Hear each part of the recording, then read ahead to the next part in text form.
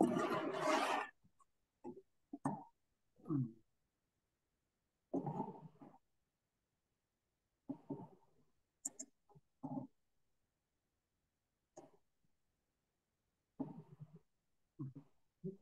right, while people are still getting in, I think let's slowly get started with this session.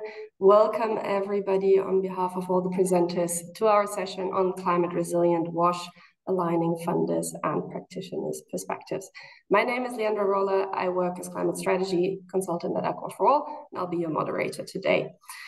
Some housekeeping: videos and microphones are muted for all listeners. Will only be seeing the presenters. The recording will become available after this.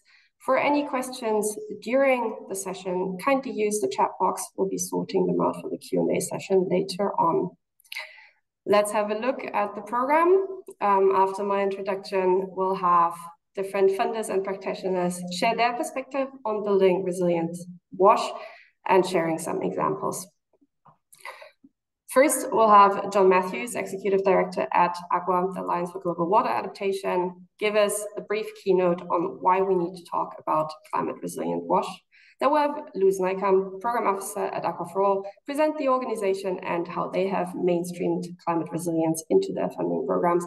Then we have Jenny Wakebright, Chief Operating Officer at Shockwave Foundation, tell us about the foundation and how they support climate resilient WASH. And we have Daniel Shemi, Director, Resilient Watershed at the Nature Conservancy, tell us about water funds as a tool for watershed resilience. We have Joseph Bukadje, Head of Partnerships at Safe Water Network, tell us about the Safe Water Resiliency Toolkit that they use to improve the resilience of their operations. And then lastly, we'll have Jeff Goldberg, Director of the Center for Water Security, Sanitation and Hygiene at USAID, tell us about the priorities of USAID and the perspective of a big funder. And lastly, we'll have a Q&A. We also want to hear from you, our audience, a bit of your perspectives and experiences. So we've prepared some questions for you that we'd like to collect the results with using Mentimeter. For that, please open menti.com on your laptop or on your phone and enter the session code. I'll also be posting here, menti.com. The code is 3883710. I'll be posting these in the chat here, together with also the direct session link. Kindly open this, and you will see the first question that we'd like to ask you. Do you have a climate resilience strategy at your organization? I'll give this some seconds to see. What do we have coming in? Work in progress, yes, no. So far, mixed results. More yes, okay, we'll keep this coming for a second. Okay, it looks like lots of people are prepared already. Interesting, evenly distributed. Work in progress, yes, no. Okay, especially for the people with work in progress and no, I hope this will be an interesting session for you and that you have some good takeaways from this. We'll see at the end again where we're standing. And with that, I'll hand it over to John. John, please take it away and tell us what we're in stock for. Good morning from Stockholm. I'm John Matthews with AGWA, Alliance for Global Water Adaptation. And what I'd like to talk about with you today is some of the issues that are really leading us to think about climate risk and how we move towards climate resilience in our WASH work. And we have, for many years, had this framework around safe water. And I'd like to argue that safe water is not the same as resilient water, and that we need to do something else. That, in a sense, climate risk has been treated almost as a kind of optional addition that we can add. And I'd say that there's actually something that's more kind of fundamental, that's at stake, that's at risk in the very being of the goals, the targets that we're trying to reach around WASH globally. Next slide, please. Our WASH projects have always been embedded in ecological, hydrological, and social systems. We could even break that down farther in terms of legal and governance systems, other kinds of aspects. But they're also embedded in a shifting climate. And in many cases, we're only just starting as institutions at the project level, at the programmatic level, to really think about trying to design and operate them in a way that reflects this kind of richer view of how we think about WASH, especially that climate piece. Next slide. And in my personal experience, I've been working on water and climate as a practitioner, as a scientist, as supporting programs globally. My personal experience is that we often, especially focus on water scarcity, particularly the language of droughts. And this is an image from a very recent drought in Chile. This is often how we think about scarcity. It's these kind of desiccated landscapes. Next slide. And I'd actually really like to challenge that idea a bit. It's easy to visualize water scarcity. And it's also easy to, in this kind of simplistic view, to visualize what our responses might be. We can drill another well, we can lay another pipe. But often we're not really thinking that much about where the scarcity comes from, the absence of water, maybe as a more general term. Next. Thank you. There's a whole range here listed here in blue of potential drivers that may be altering that the movement of water across the landscape, that are changing the amount of water that's available for the groups that we're trying to support, to be able to reach, to engage with. And all of these aspects are going to be interacting with climate change. And climate change may, in some cases, make them less bad, but in many cases, it's intensifying them, it's altering them. And one of the kind of critical issues that we really see is in the organizations that I think are taking the boldest steps around WASH, is that they're trying to view their WASH projects from a systems perspective. They're trying to think about upstream and downstream relationships, maybe even surface and groundwater. They're trying to think about the full range of stakeholders, such as farmers, other types of critical user groups, maybe fishers, ecological users. And when we don't think about these aspects, we risk our underperformance, failure, and at the worst, really the most kind of terrifying aspect is we actually may be making the communities that we are there to help, that we're there to support, to empower, to help them develop, we actually may be making them more poor, exactly the opposite of what we had hoped for. And that's really the kind of missing component about how we think about climate with these other aspects. Next slide. Moreover, the water scarcity is actually a much more complicated concept. This is from a quite recent, very intense flood event in South Sudan. This is water scarcity as well.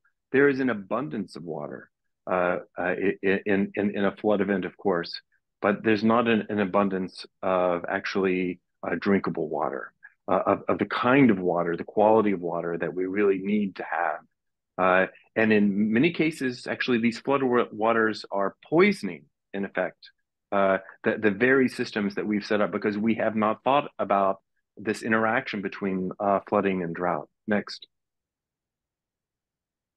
And often our narratives are overly simple. I love this image. This is from a viral Snapchat that came out of Jordan about 10 years ago from a super extreme rain event, a rain bomb that had occurred in the Amman area, where they showed they grafted on images of a submarine scooting around town. And in effect, you know, our narratives are often so focused on water scarcity that we're actually not thinking about the full range of variability that's occurring in most places at the same time. So, and our preparations for drought may actually be in conflict, or even weakening our ability to address other issues such as flooding. Next, please. And in effect, what we see is that many of the kinds of facilities that we're preparing, that we're implementing, the facilities that are designed to last ideally for decades, they actually may be placing the communities that we care most about, these very vulnerable communities, into more danger. And that's the deep fear. This is a very recent article that appeared in Science of the Total Environment, looking at a massive cyclone that hit East Africa, and recent a donor-funded hand pump groundwater supplies actually profoundly affected by the intrusion of unsafe water because of the unanticipated levels of such an extreme cyclonic event. Next, please. Here's another cyclone, also from East Africa, but we could use lots of examples. This fear that actually we are potentially, because of the kinds of investments that we're making, because of our lack of trying to include this broader systemic approach to thinking about climate impacts and how our role may be to provide a much broader vision of community level resilience, we may be trapping these communities into these danger zones, places that seem safe right now, but they're actually going to become increasingly unsafe. Again, a very powerful story here, very recent, from Nigeria, about wells and boreholes that have been contaminated in southern Nigeria. Next, please. And this extends across the full range of services for WASH. So here with sanitation systems, these septic systems actually bubbled up during an intense flood event. We're in cases like this, we're actually adding to the burden of these communities by adding to health costs to make it much harder to try to remediate, but giving them a kind of impossible choice. Do they stay where they are? Do they move along? And some of these impacts can actually be quite indirect. This quote included here, a relatively advanced system that's using local generators that were actually elevated based on local building codes to operate a sanitation and water supply system, wiped out by an extreme rain event. And not having any clear options, having a kind of catastrophic systemic failure because of the inability to think about all the full steps inside of the WASH delivery service. And thinking about this full spectrum of impacts, not just a kind of simple narrative, water scarcity, flood events, but thinking about the whole kind of value chain and decision-making process that we have in WASH. Next, please. John? Yes. Slowly wrap it up, kindly. Yes, almost done. I think I have 2 slides. And many of our established rules that we're making, our best practices, they're often from an era that is rapidly receding from us. The rules about how we place boreholes, for instance, we see quite dramatic changes, say, in groundwater that cause us to actually dramatically revise how we manage these resources. Next, please. And this is the next to last slide. So how do we blend resilience into safe water? That's the challenge for you for this session, and I hope that you'll be able to see some clear answers. But I'd like you to see it as not just as an issue around climate impacts, but around your decision-making processes. And these 2 institutions, Aqua for All and Shockwave, really struggling about how that they can enable and empower a new approach to how we make sure the WASH remains resilient. Next slide, and thank you.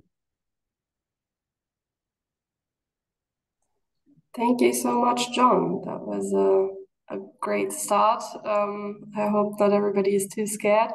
Luz, would you kindly continue telling us how we can climate proof, maybe?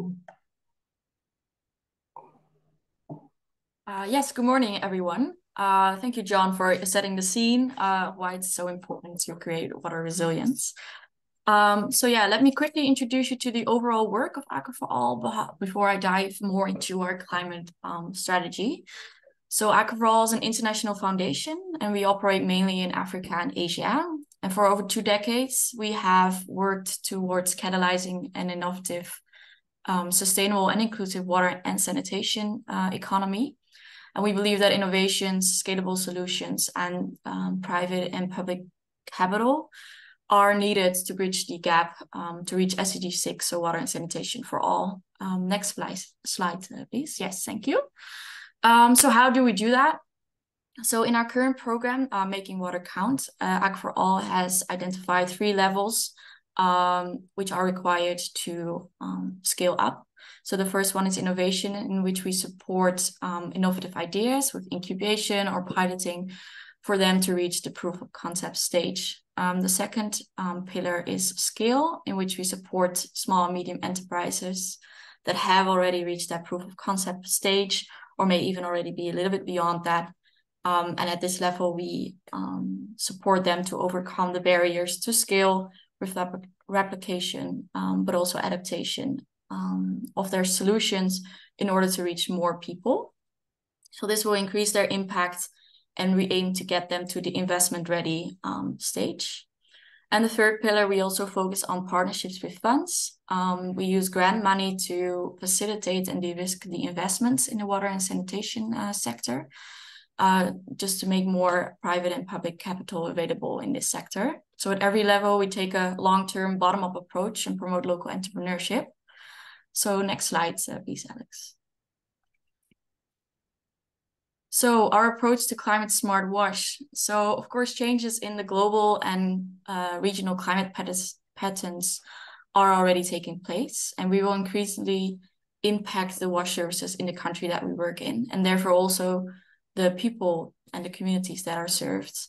Therefore, our main focus is also on climate adaptation. At the same time, we can't ignore the fact that the wash sector actually also contributes to global greenhouse gases during their operation. Therefore, our policy within Aqua for All focuses on making our program climate smart and how to best support the climate change adaptation needs of these wash services, but also, if possible, leverage any mitigation potential. Next slide, please. So within our climate policy, our ambition is to ensure that the wash investments are climate smart, which means that they are avoiding emissions, reducing risks, and also are building resilience. And in order to reach this, we aim to mainstream climate risk, adaptation, and mitigation impact assessments in all the initiatives that we support directly. Besides that, we will also support these initiatives in design and implementation of these adaptation and possibly mitigation measures. And third, we also support our financial institutions and investor partners in their climate risk assessments and mitigation screening in order to make their portfolio also more climate smart and help them invest sustainably. And lastly, but not unimportantly, we also try to reduce our own operational footprint, of course. Next slide, please. So we try to mainstream the climate considerations into our process as much as possible, as we believe that climate has an effect on the impact of the work that we support. So to create a sustainable business, climate change will need to be considered, and will need to adapt to any of the changes. So let me tell you concretely also what that means. For example, our application process. So first, we have embedded some climate change questions for new applications to determine any adaptation and or mitigation impacts. In this way, we can identify what opportunities there are to create more resilience. And additionally, we have also created a climate risk assessment, which dives a bit deeper into certain climate risks. And identifies the vulnerabilities of the organization to that specific risk. So that could also be, for example, financially or institutionally or technically that they are most vulnerable for that climate risk. And based on this information, we can support the applicant in design of their project and make it more climate, be able to adapt more to the climate changes, or maybe even some mitigation measures. So then we have also included, when the project is started, to have some project targets related to climate in there, to be able to track the impact that we are making. And then lastly, we also support the financial institution investments to better understand that the impact that the wash sector has on climate, but also vice versa, and by introducing them to our climate risk assessment so they can better judge the investments that they are making as well. Next slide, please. So currently we are busy with incorporating climate smart wash developments also in our acceleration programs. So we have included it in various stages of the program. And at the start of the program, the enterprises do a short assessment on their emissions, but also on the climate risks. And we give them training as well on using the climate language and framing their narrative. And then we also support them in the design of the adaptation activities, leading from the assessments that we have done before. The enterprises that are interested are encouraged to apply for additional adaptation funding, for which they can submit their climate risk assessment, their adaptation plan, and a budget. And these adaptation activities can be both technical or non-technical. So, for example, a plan in response to a extreme weather event, any adjustments, technical, for example, to any service or design, or raising more customer awareness on climate risks. And then we also support them in the implementation and monitoring process of the results of the projects. Next slide. Last slide. Yes. So our future steps. So we are still at the start of our climate smart ambitions, and we have many things planned for the future. We aim to offer more support to initiatives focused on the WASH climate nexus, and we also aim to attract more public and private capital for climate smart WASH. And we also welcome you very much to share any ideas and needs with us. We are very curious to learn more from your perspective and your experience. So please also feel free to do that after this presentation. And then in the next slide, I just want to thank you for listening. And I'm handing it back over to you, Leandra. Thank you, Luz. I think that was great. I'll say let's just continue with Jeannie. Jeannie, take it away. Sure. Thank you, everybody, for being here. I'm Jenny Wegbright from the Shockwave Foundation, and I'm going to be giving you a brief overview of how we think about climate resilience and how we fund climate resilient WASH. Next slide, please. So we're a smaller, newer foundation with a niche area. We focus on investing in climate adaptation resilience using both grants and impact investments to catalyze projects and organizations. We believe that food and water security are the most critical steps for surviving the changes that we will see with climate change. And we have a deep recognition that these areas are inextricably linked. So we see intersectional funding as key to sustainable development in this area. We also want to sort of start this by saying that existing funding of water projects usually promote immediate needs, but we think that all projects need to have a long-term horizon and long-term planning. Otherwise, they're ultimately doomed to failure and it's just wasting money. So we only invest in projects that have a value proposition on how they can make a significant impact and not just the immediate outcomes, but they provide at minimum lessons learned that benefit long-term and other communities. So that's the basis of how we think about funding. Next slide. So as I mentioned before, we're a smaller funder. So we look for ways to have an outsized impact. We provide catalytic funding to replicable solutions, and we really do our best to raise the visibility of those solutions. We look for ways to bring other funders on board and advocate for more funding. There is much needed funding in this space. And we're also willing to take risks, provided that there is a big upside to this. But for all of our projects, we look for long-term planning, 5, 10, 20 years out, define impacts, define benefits, quantified limits, a systems approach, and scalability, replicability, what I spoke about before.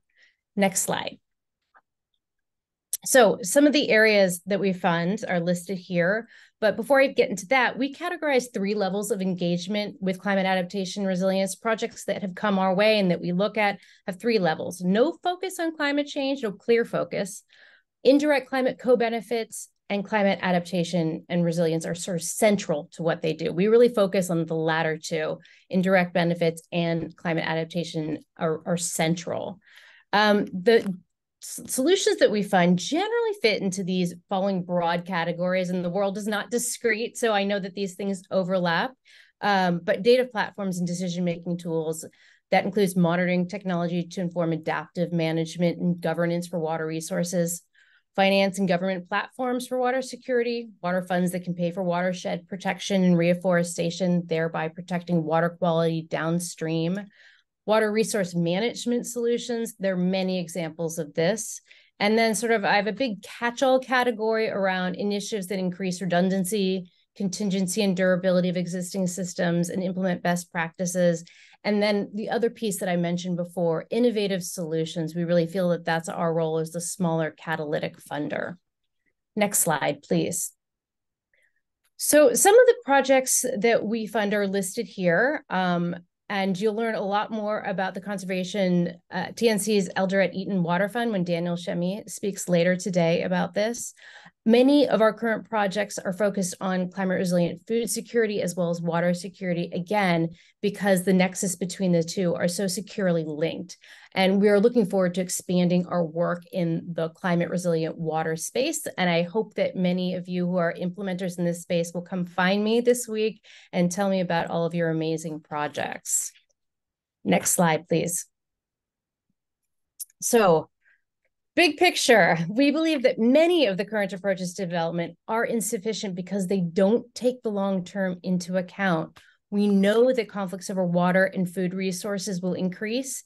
If we plan now, however, we can curb some of the most dire effects.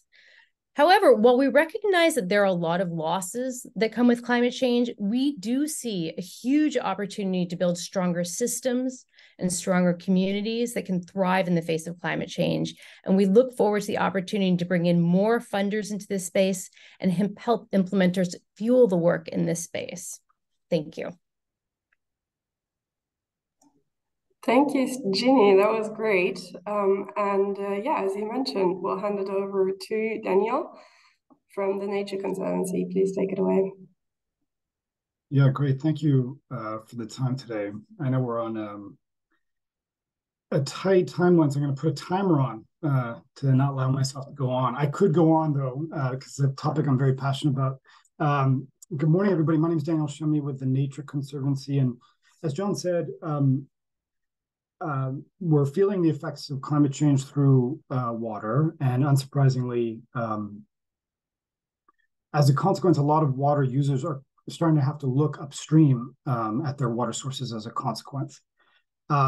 Next slide. The good news is that even though that's challenging work, many will find that actually investing upstream in the resource, kind of getting out of the wash silo and into the water resource management area, it can be a really cost-effective way of delivering water security, which after all is what often these systems are built for. This is a recent study that the Nature Conservancy conducted in which we looked at 4,000 of the largest cities around the world, and basically 1 in 4, the savings in OPEX and CAPEX derived from a more healthy ecosystem, more resilient water source, would fully offset the cost of that conservation work. So really exciting stuff there. Next slide.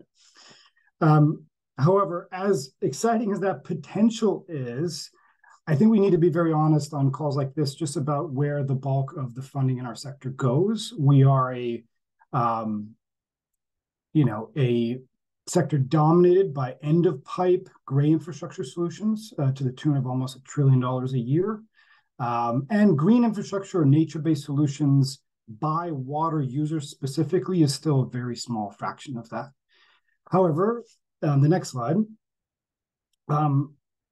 or sorry, one slide back. What's exciting about obviously that potential is that if water users do take a more active interest in their water resources, it can be a tremendous vector for other outcomes than just water security, namely biodiversity, climate mitigation, carbon sinks, the livelihoods of the rural communities who call those watersheds home. However, as the other caveat I might make on these numbers is that this is maybe, in my experience now, not necessarily just the demand for nature-based solutions or green infrastructure, but rather the demand that's being met. And that's the next slide that I wanted to draw your attention to, which is if you are a WASH operator, large utility, local NGO, local government, and you're interested in pursuing a watershed investment program, it's very hard to know who to even turn to, let alone write the RFP. And so that same silo that has persisted between the WASH community and the water resources community, even for those with the best intentions on the WASH side, are going to find it very hard to do this. There just isn't the service sector there.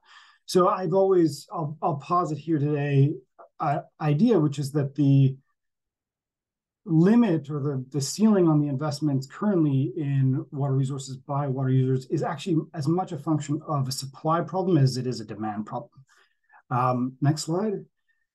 So to help cure that, or take a step in that direction, I'm really excited to share that the Conservancy launched a partnership with Pegasus in the last World Water Forum in Dakar, so about 18 months ago, of really offering a centralized technical assistance team. We give out pro bono technical assistance to WASH actors who are kind of curious or on their journey of trying to protect and restore or bring resilience to their water supply. And also to very established actors as well to strengthen those kind of basin committees and the like. Next slide, please. Thanks. A lot of the services that the facility is offering today, either on that pro bono basis or on a fee-for-service basis, which incidentally, we're only able to service, even after 18 months, about 10% of the requests that we receive. So again, speaking to a lot of demand in this sector, but maybe a bit of a supply side failure here amongst the traditional consultants to our friends in the water sector. The services, however, of that facility are really born from experience. The Nature Conservancy has been working in source water protection or watershed restoration efforts for over 20 years. Today, we support about 50 water funds around the world. Jenny mentioned one in northern Kenya in Eldoret, really excited about. And so, yeah, really, this is please look to us at the Nature Conservancy for all of those hard lessons learned, right? We really, there's a lot that WASH actors can learn from the conservation community in terms of the mistakes we've made over those many years.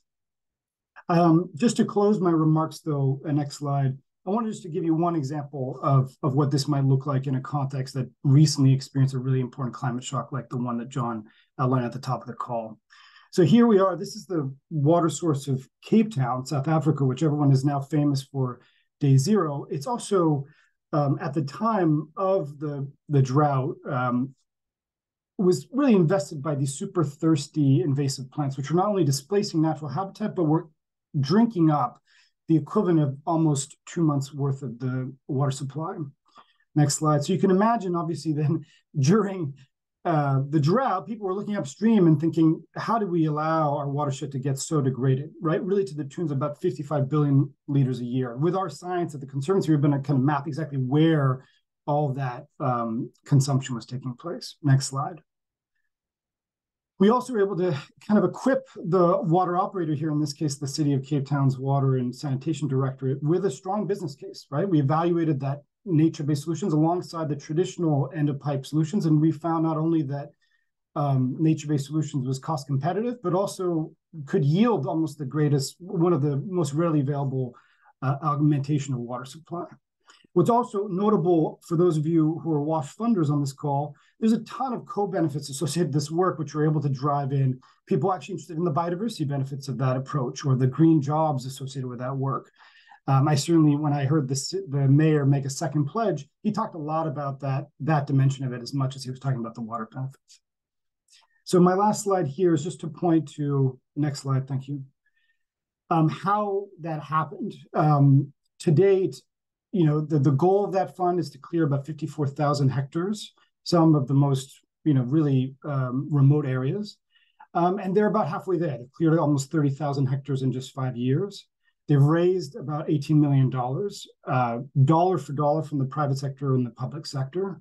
So about half that's from the city, the other half from this constellation of partners here.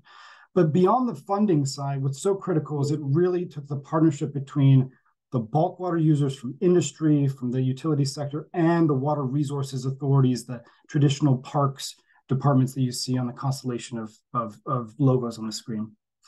And they're going to need it. I mean, obviously, I think that this is increasing resilience for Cape Town for the next drought. And as John said, that drought is coming. So with that, I'll close my remarks. Thank you. Thank you very much, Daniel. That was very inspiring. Good to hear you're working on this, and I'm looking forward to the next presenter, Joseph, to tell us what you're working on. Thank you. Thank you very much, Leandra.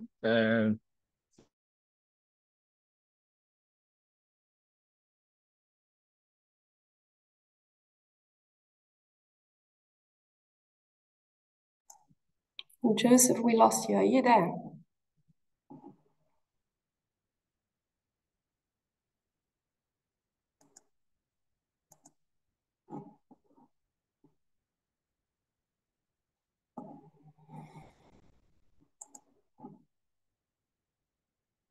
Wait, is this just me? Or can you other hear Joseph? No, we It cannot appears to be see or frozen hear on my end Joseph. as well. Okay, how about Jeff? Would you be able to take your presentation next, and we see if Joseph can come back later?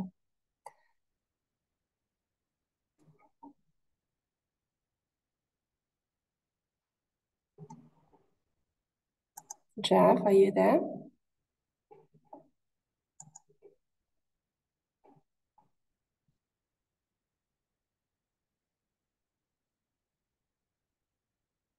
Jeff Goldberg, are you there?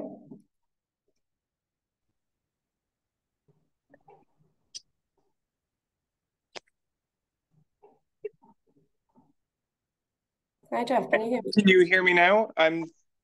Yes, we can. Do you think you could present while we're waiting for Joseph to come back? I certainly can. It still says that my video is disabled, but I'm happy to get started via audio, and if my video can be enabled, happy to turn that on too. Yeah, Alex, could you look into that video?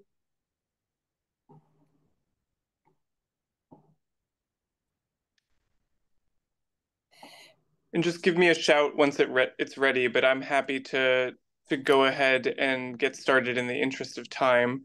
Yeah, please do. We'll see what we can do about your video. Thank you.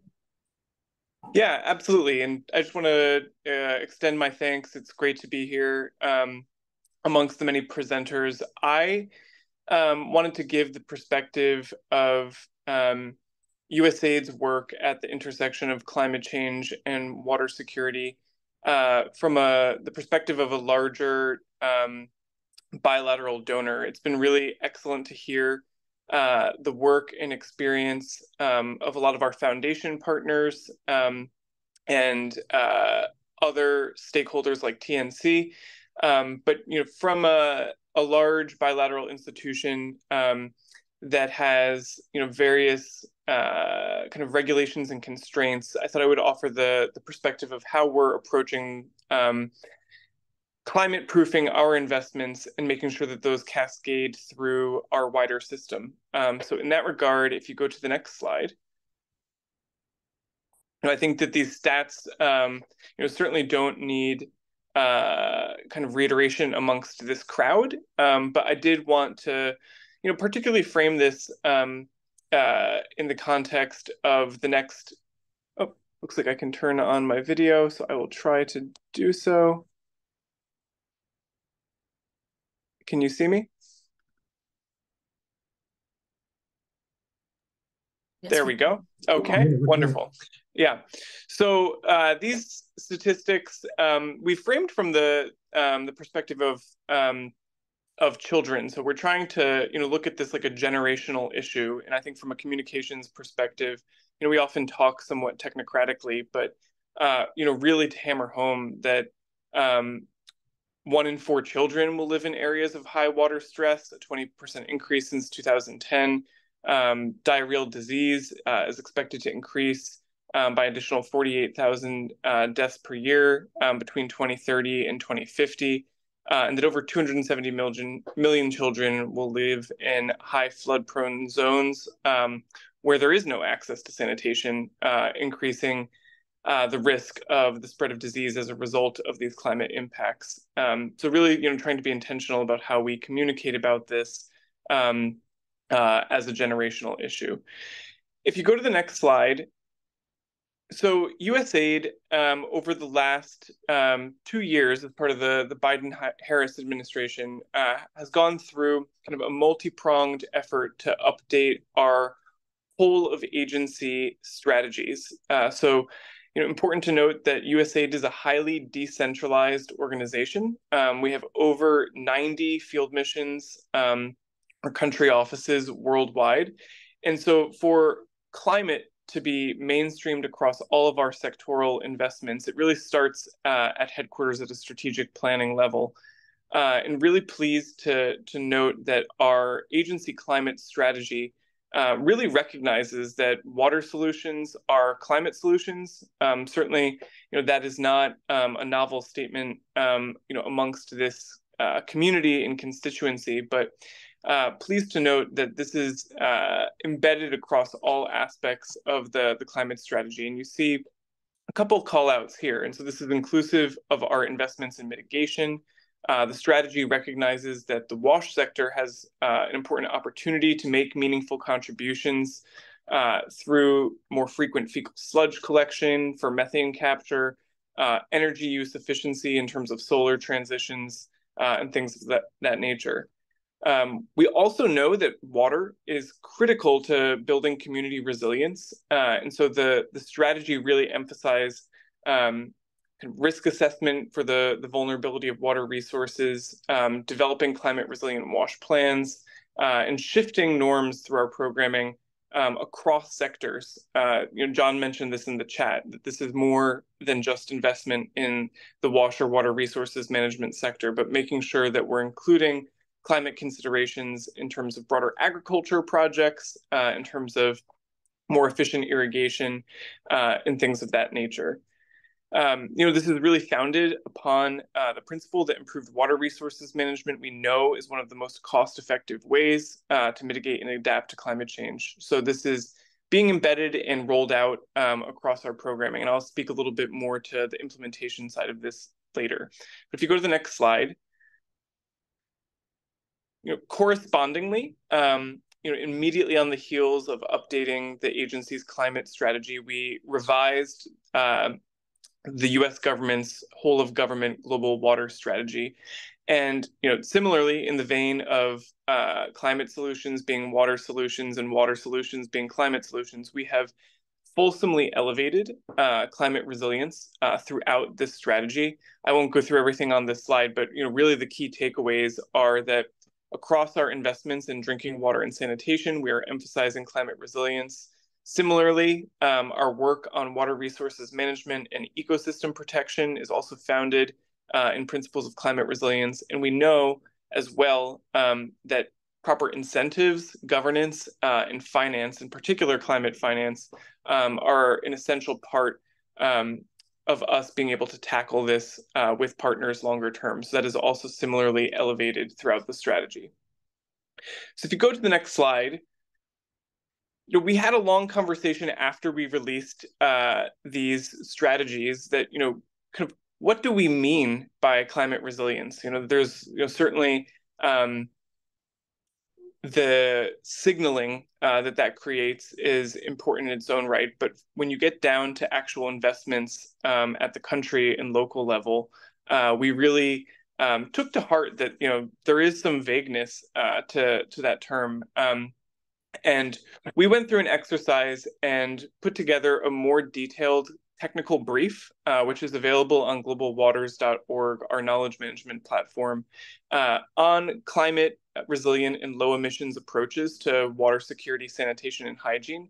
And through that, we identified 5 building blocks that you see on the slide here through which we are seeking to integrate climate considerations across all of our investments. And these include planning and budgeting, data and analysis, policy and regulation, financing, and behavior change. And really what this means in practice is that we're seeking to do things like including climate risk assessment across all of our designs in WASH, water resources management, and agricultural water management. We're seeking to more intentionally include forecasting in our actual project implementation, and seeking to build local capacity to use that data critically. There's a lot of data collection, but really we feel that the ultimate use and uptake of that data is really the most critical to ensure a feedback loop towards adaptive approaches towards climate risks like floods, drought, sea level rise, and their impacts on services and water resources management. So if you go to the next slide, just to give a flavor of what this means, in practice and to provide an example. So in Burkina Faso and Niger, we have an investment called Terrovi that is working on, it's a typical water sanitation and hygiene and water resources management activity. But through this process, we have very intentionally integrated ecological risk management into the overall project planning. And this resulted in the development at the local level of communal contingency plans to address crisis scenarios that were identified and came out of a process of analyzing communal risks like food insecurity, parasite attacks, and flooding, their probability of occurrence, and the relative impact to livelihoods in partnership with communities.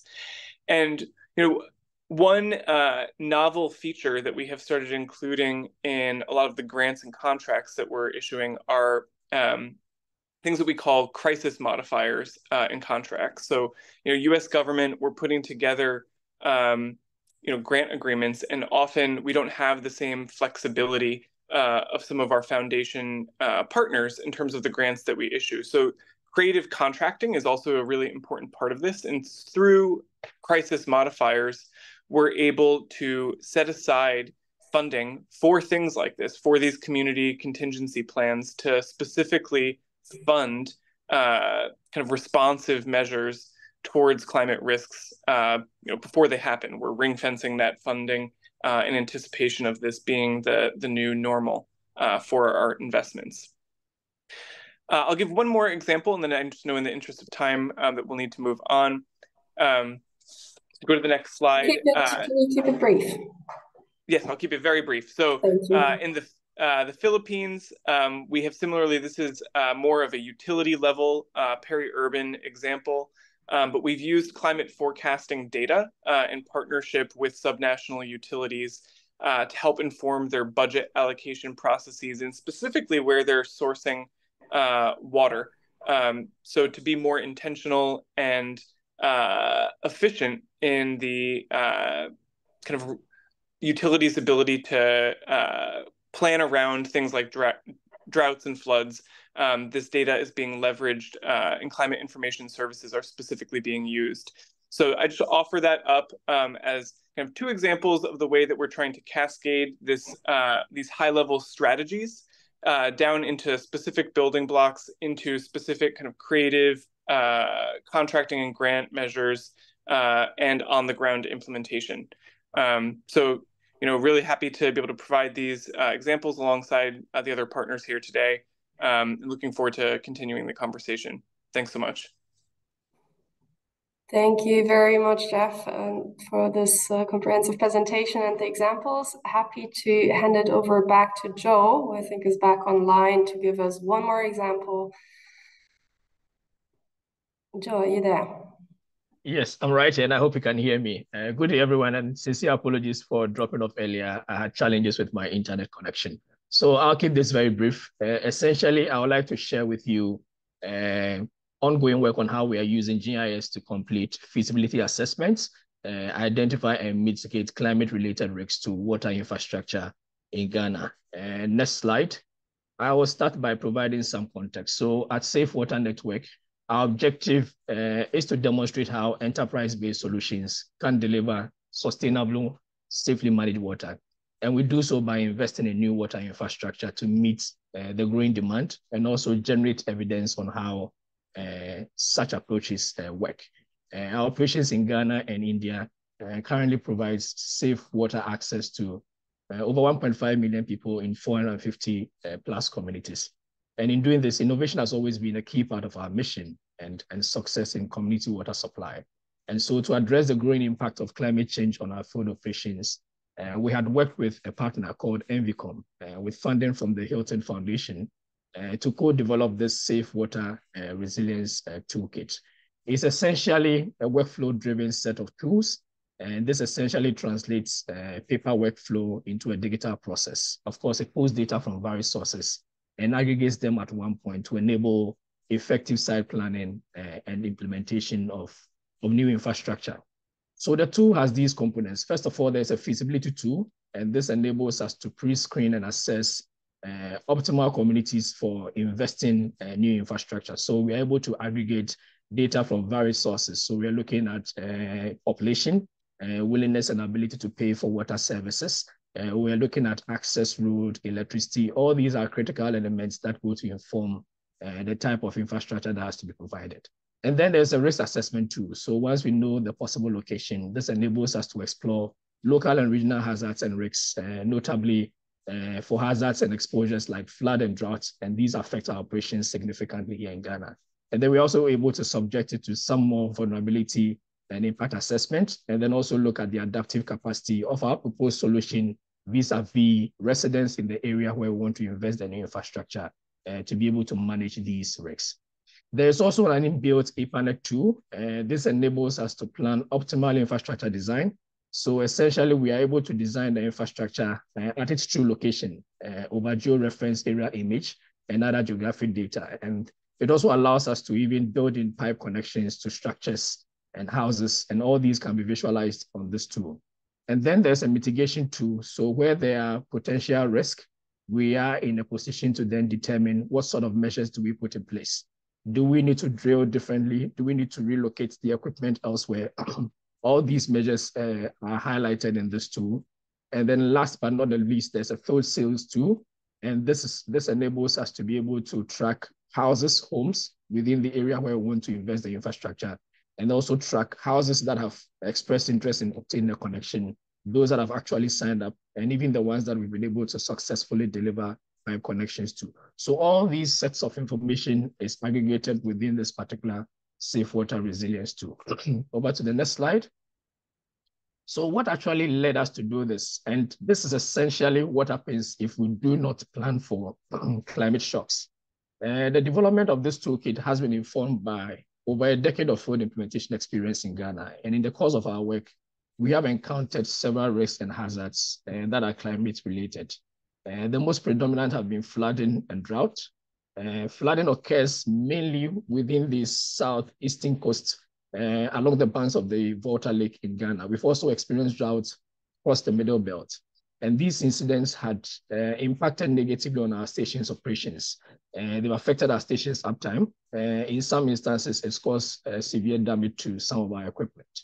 And most recently, we had experienced flooding in about 6 communities in some selected districts along the banks of the Volta Lake. And that is the image you see on the right-hand side. So specifically, we had 2 districts where we had 6 of these water systems located. And as a result of the flooding, we were unable to access our control equipment. We had to keep pumps running. We had experienced longer pumping hours, which damaged some of our pumps and cables. We also had to shut down operations for about 2 months to allow flood waters to recede and to relocate the equipment to safe locations. The effect is a high expense, and we have shared some of this data on the slide. And all this had to go into the shutdown of the station, relocating of some of the equipment and replacing some of the damaged equipment, which including cables that we had lost as a result of the flooding. We have taken a step back and inputted data on these 6 locations into the tool and realized that these were essentially communities which were located in high flood, in areas that are highly prone to or had higher risk of flooding. So essentially, if we had these two earlier and we had used that as a basis of our planning, perhaps would have been in a better position to either avoid this or mitigate its impact on our operations. And that's what we have essentially learned since we started using this tool. Now over to the next slide. So how then does this tool enable site planning to be able to optimize our impact and have much more resilient infrastructure? With this, we are able to identify potential hazards and incorporate them into our station design. We are also in a position to assess risk on station design and make changes where necessary.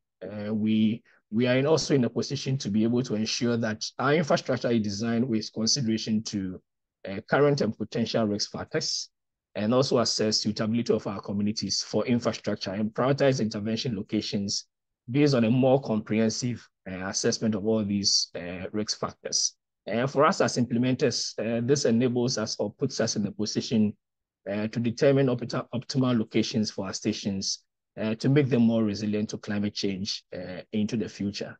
It's still a work in progress, but it's one big step that is enabling us better locate, better site our infrastructure in a way that ensures that they are able to withstand some of the risks that are climate related. Thank you very much. I will hand over to you, Leandra. Thanks. Thank you, Joseph, for this practical example of how to prepare for climate change and improve your resilience. Thank you, everybody, for your attention and all the presenters. Unfortunately, we won't have time for a Q&A session. Sorry for that. I hope you got some good insights on what we need to prepare for, how we could prepare for it, see the width of where we need to think if we're thinking of climate resilience, looking at other sectors, looking to connect within our sector. I would like you as an audience to reach out to us if you have further questions. We're all looking forward to work together on this. If you are in Stockholm this week, there will be booths from the Nature Conservancy as well as Aqua for All. Find them there, ask your questions. We're curious to get in touch. There will be at 5 o'clock this afternoon at the booth of the Nature Conservancy. Booth number is 417. There will be a short meeting there. Welcome to join there. Yeah, looking forward to stay in touch. Thank you very much for your attention. Sorry we couldn't do your questions. All the speakers, maybe you want to quickly show your face and give a wave. Thank you for this good work together. Let's continue the conversation. Okay. Thank you. See you at the booth.